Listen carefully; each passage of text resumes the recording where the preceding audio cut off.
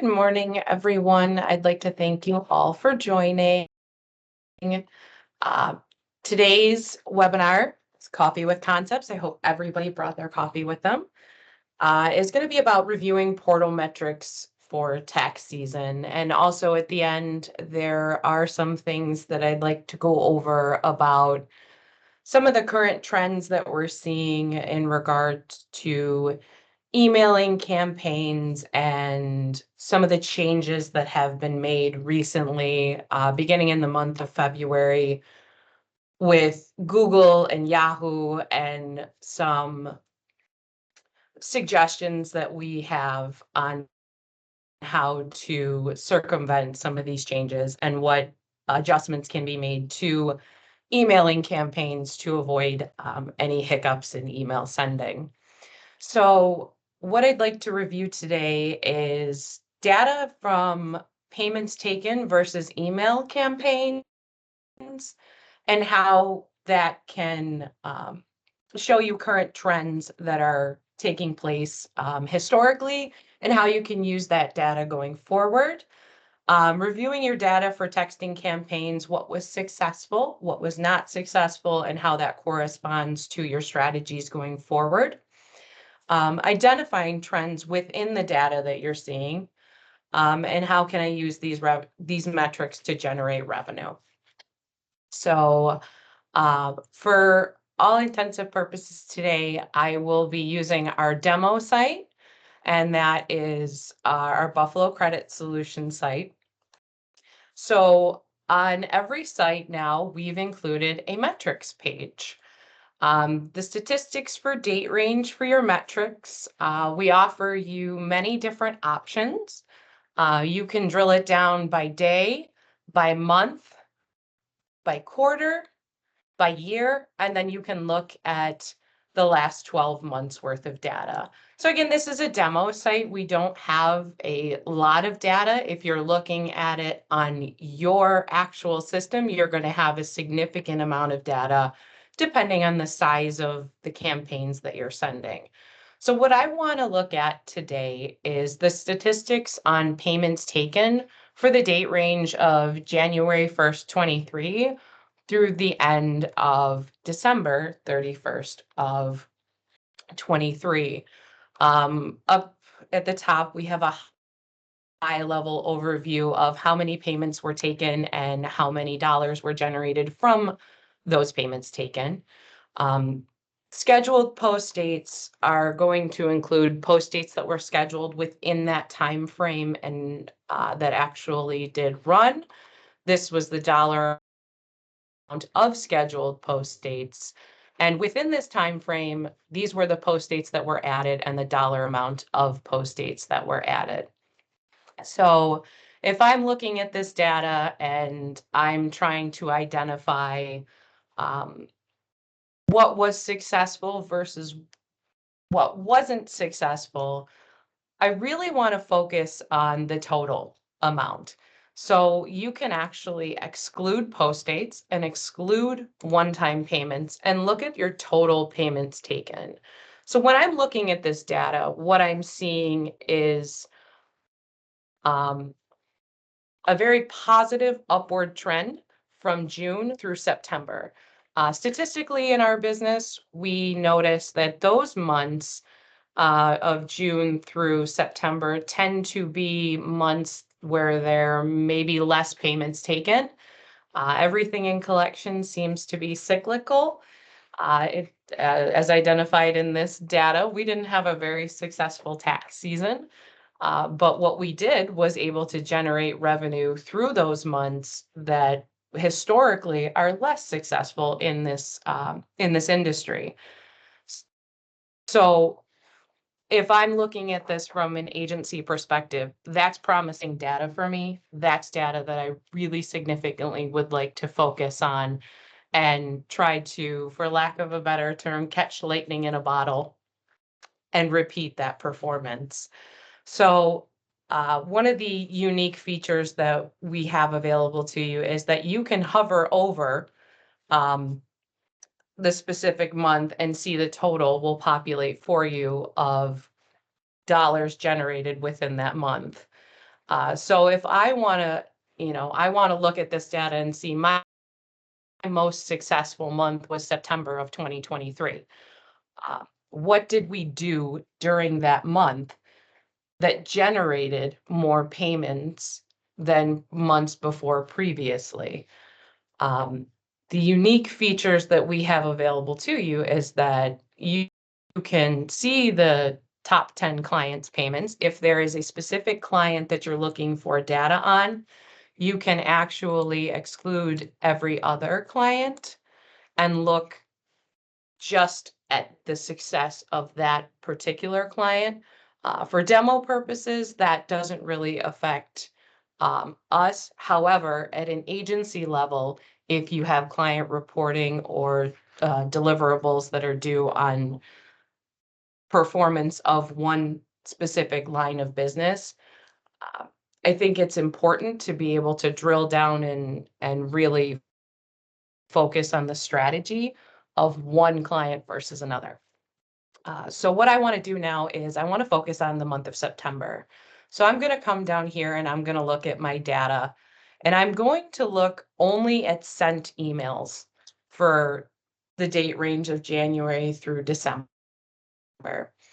Um, right now, I can see my high-level overview of how many emails we sent, how many were opened, and what our click-through rate was. Now, the trends that I'm seeing in this data, some of them match up, especially if I look at May, we had 19,000 collected, and I look at May, we sent 200 emails. Um, what was done during the month of May of 2023 that made those campaigns so successful and generated, uh, you know, $19,000 worth of payments? So that's something that I'm going to get into very shortly and see how we can look at what strategies were in place during that month, what was successful, what was not successful. Um, I do see that in August we had, 144 emails that were sent. And then in September, we did not have a very large email presence or campaign strategy. However, we had a lot of payments taken. We had, oh, my apologies, $48,000 worth of payments taken. Was that a result of the strong email campaigns that were sent during the month of August? These are trends that I like to see to be able to adjust strategies accordingly, especially during times when contact can be so few, far between, and limited. So I come down here and I actually want to look at what was opened so that what is driving consumer engagement.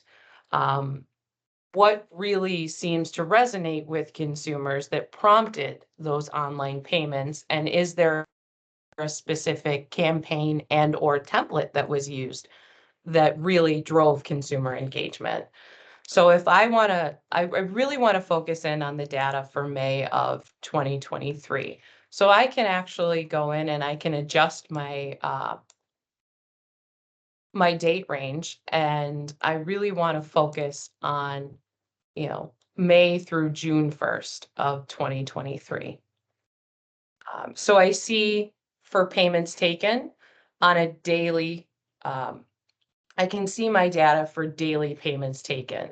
So it looks like between May 22nd and May 30th were my most successful days for payments taken, with, majority of my payments being taken on Thursday, May 25th of 2023.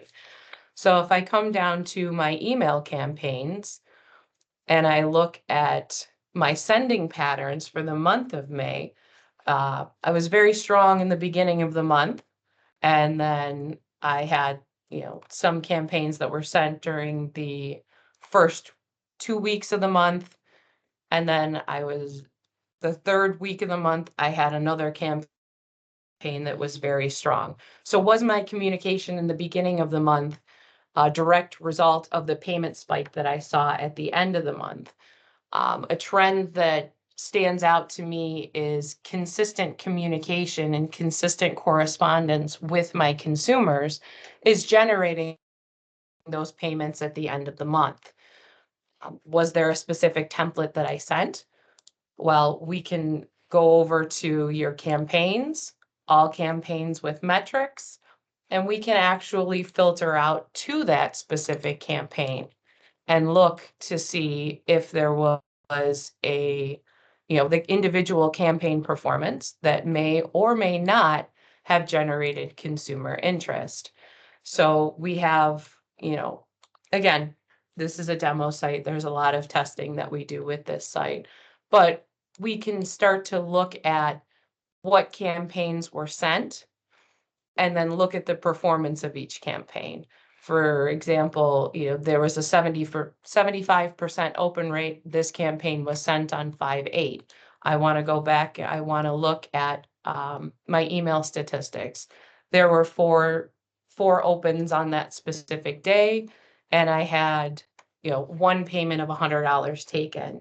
So when you use your metrics in conjunction with campaigns that were sent and really look at the performance of each individual campaign and then go back and cross-reference that with payments that were taken, you really start to see the success of your campaigns at a higher level than you would just looking at your email campaign metrics.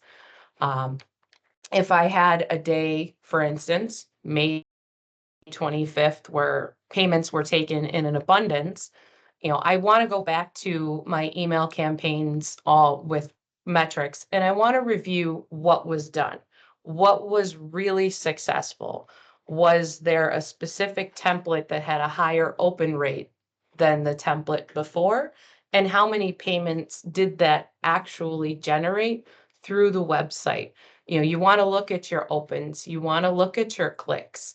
You really want to look at that data and start to analyze it and think, how can I use this to become more successful? And how can I use these trends to identify what resonates with my consumers?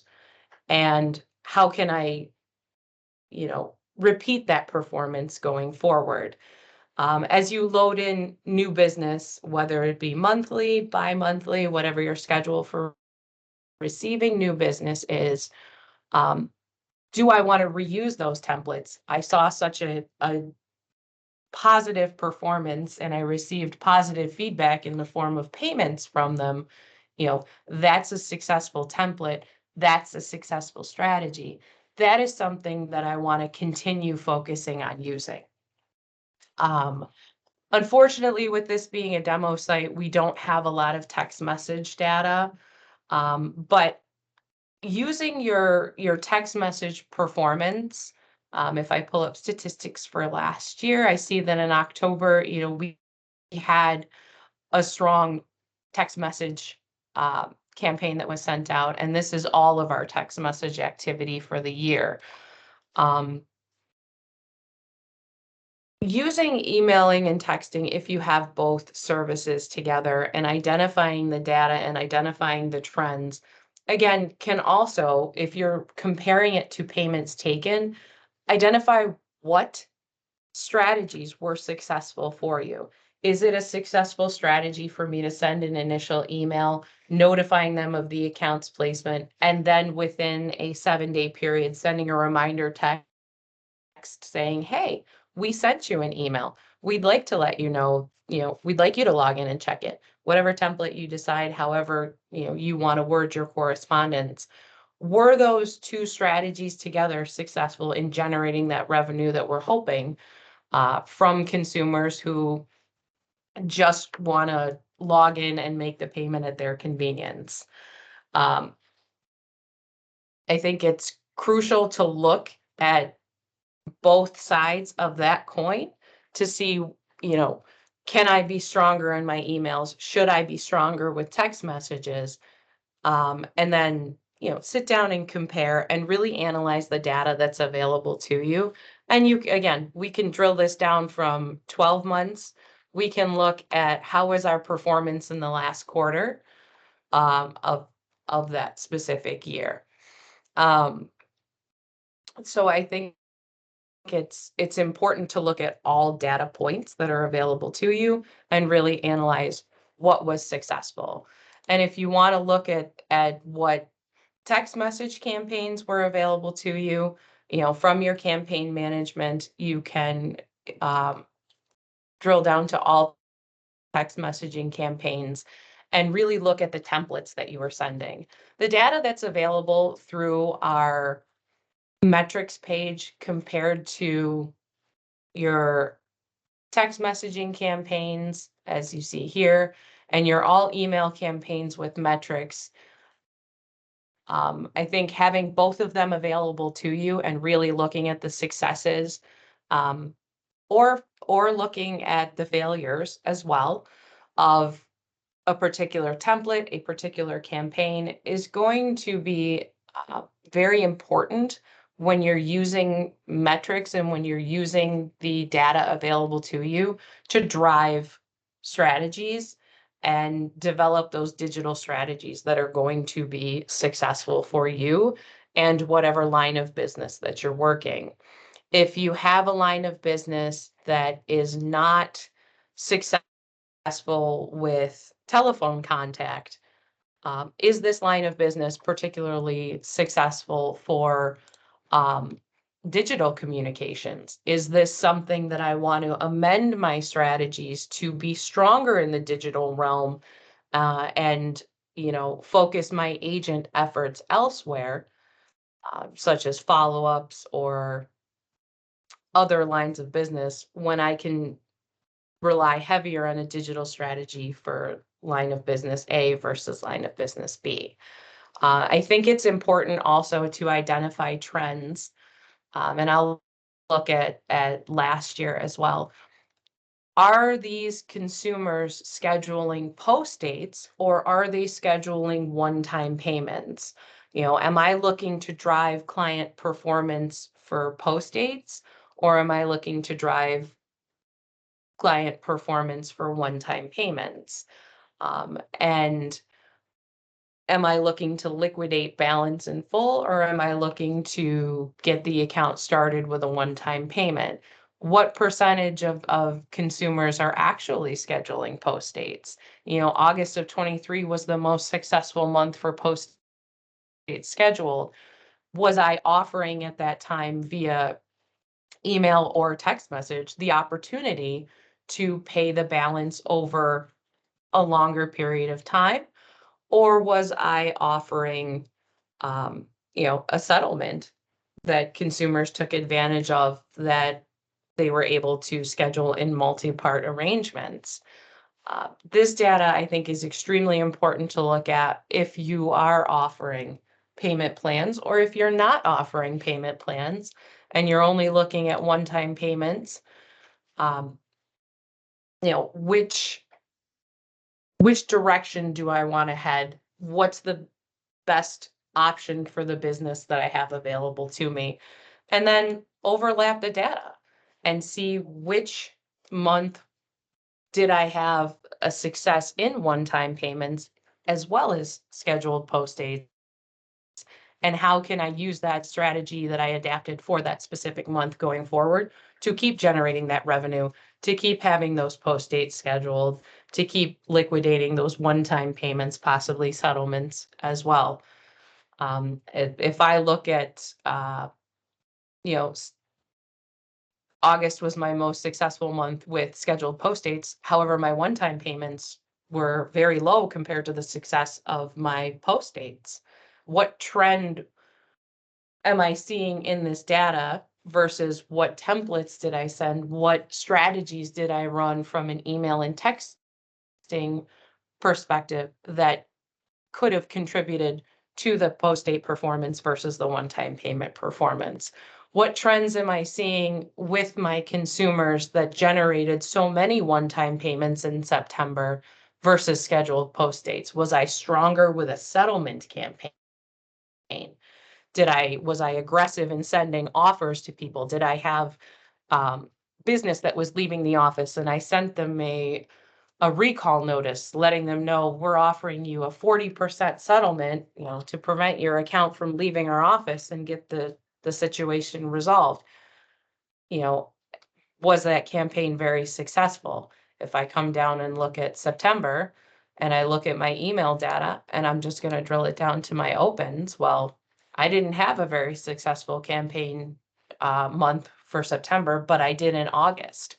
So I go back and I look at my um, campaign performance within the month of August, what templates could have contributed to that, and am I seeing a delay in consumer engagement with my emails? Is there, something I can do in the interim to send out letting them know alternate arrangements are available to try and liquidate that money within that month that I'm sending it out, as opposed to a 30-day delay? These are very a lot of complex trends to look at. But again, analyzing that data and really looking through it and comparing how many emails were opened versus how many payments were taken in that month, and then, corresponding with the success of the campaigns that I sent for that particular month, and looking at my campaign performance, it can help you build and amend any digital strategies that you may be looking at uh, expanding on and or replicating for success in the future. I think looking at these trends for sent, open, and clicks, and then drilling down and really looking at the individual performance and making sure that you're looking at those campaigns. If I look at a campaign, I'll look at this campaign, for instance, and really looking at, how many opens did I have? You can come over here and hit view emails and get the data on everybody's email that it was sent to and your reference numbers as well. Do I want to pull up the information on that particular consumer and look at their payments taken and see how they interacted with my email specifically, and look at the payments that they set up? Did they set up the reoccurring payments? Did they set up a one-time payment? Maybe my email, they weren't receptive to that specific offer. However, they still logged in and made a payment. So there was something within that particular email that prompted the consumer to make a payment. There's many points of data that you can look at, but having these metrics available to you can help you to develop or amend current digital strategies that you have. And if you don't have a strong digital strategy, what can we do to take this data and make our digital strategy stronger going forward? So again, that metrics page is available for everyone, and depending on how long your site has been up and how much data is available to you, how many emails you're sending, and if you are sending text messages along with emails, comparing all that data on a month over month or year over year or quarter over quarter, again, can help you with your digital strategies. So one of the other topics that I wanted to touch on, especially since the beginning of February, is going to be email templates and email campaign best practices. For those of you who don't know, we do have articles pertaining to email campaign best practices. We have a very strong knowledge base that is available to you. Our knowledge base is available, knowledge base and help, on the main page of every site, and can be accessed and researched if you ever have a question pertaining to, for instance, email campaign best practices. As we know, Gmail and Yahoo, or as we might not know, Gmail and Yahoo have gotten a little stricter on their requirements for bulk senders beginning in February of this year. What they're looking for is to crack down on the potential of spam and phishing and make the consumer's journey a little bit easier in navigating all of these marketing emails. Now, our industry is not marketing, and there is a specific reason that we are communicating with consumers digitally. However, Gmail and Yahoo have identified a bulk sender as anyone who sends more than 5,000 emails a month. Now, what they're looking for is all things that we have bullet pointed in here as suggestions for avoiding triggering those spam filters. One of the biggest triggers spam filters have is using common spam phrases when configuring email campaigns, such as using words like urgent and immediate within the subject and sometimes the body of your email that you're sending out. We have 2 articles within this article linking to spam trigger words that are to be avoided if possible within the subject line of the email. Another big spam filter trigger, if you're trying to avoid spam and ensure that your emails are getting to your consumers, is avoid capital letters at all costs. And I mean all capital letters within the subject line of your email. They have identified that any type of email with all caps in a subject line as a very large indicator that the email is in fact spam.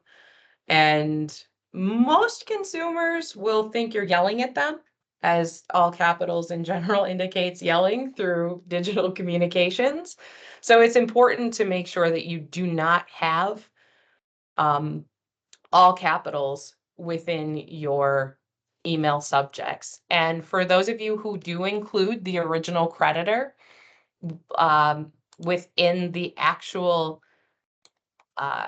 email subject itself, we do offer in the replacement fields formatted versions of the consumer's first name, full name, last name, the client, or the original creditor, which means we will capitalize the first letter, but the entire original creditor name itself will not all be in capitals. So those replacement fields are available to you, and the system will automatically format them for you. Do not use the same subject line for multiple templates. It's a very big common trigger for filters. What therefore is the repetition of, are you sending the same content to a consumer? Is the content that you're sending receptive to the consumer? Are they engaging with it? The same subject line for multiple templates, it can get you flagged very, very quickly. Vary your subjects. Create templates specifically around generating engagement, payment confirmation receipts, payment reminders, paid in full letters. Ask the consumer while you're on the phone. We just sent you a paid in full letter. Go ahead and review that. I'll wait with you on the phone. You know for a fact that consumers opening that email, if you want them to send you a response, can you just quickly respond to that? Let us know you received it. You are generating back and forth engagement that is going to keep your email communications healthy and open with consumers. Keep the content of your emails clear and concise. Do not mix different types of content within one email. That's very tricky if you're offering multiple options. However, generate your email to be helpful, empathetic. We're here to help. We have multiple options available. Option 1, option 2, option 3. What they specifically reference with content of the emails is giant paragraphs about one email option, and then a giant paragraph about another email option, and then a giant paragraph about a third email option. Clear, concise, and short. Number 1, and our biggest suggestion in email is not a letter. If you look at any type of email that you receive from companies that you sign up for, It's not formatted as a letter, it's formatted as an email. It's very important to remember that, as letters can get lengthy. We want to keep emails nice and short. Average consumer loses their interest in an email within 4 to 5 seconds of reading it. So we want to keep them short, concise, and as direct as possible. Always include your unsubscribe option in any mass email that is a requirement by Gmail and Yahoo now. Emails sent out without the unsubscribed option will for sure get blocked. They have made that mandatory for any bulk sender. As always, these campaign best practices are available in our knowledge base.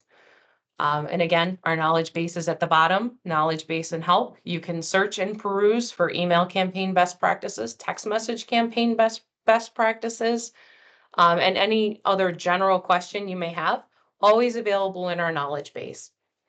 I want to thank everyone for joining. If you have any questions, please do not hesitate to email customersuccess@concepts2code.com. We are here to help with your success. And if you have any questions pertaining to understanding metrics, certainly reach out. I hope everyone has a great day and enjoy your coffee.